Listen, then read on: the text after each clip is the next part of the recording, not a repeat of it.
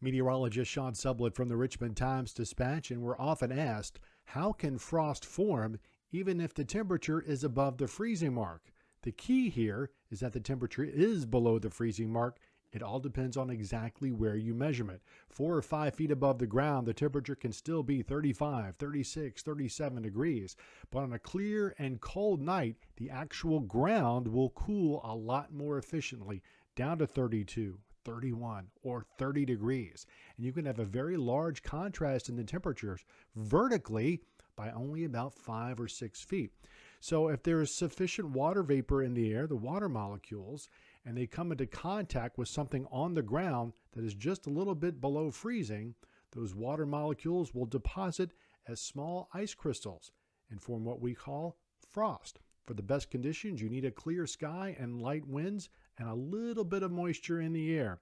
We often talk about the dew point temperature. That's the temperature at which saturation occurs. That's why that's so important. If that number is running 28, 29, or 30 degrees, that's some of the optimum conditions for getting frost. If it's very dry, your air mass is dry, you've got a dew point temperature of 15, 16, 17 degrees, you're not going to get frost. The air is simply just too dry. So that's how we do get frost, even though the temperature might be just a little bit above the freezing mark. Be sure and subscribe to Richmond Times-Dispatch and get all of our videos for free on the Virginia Video Network app.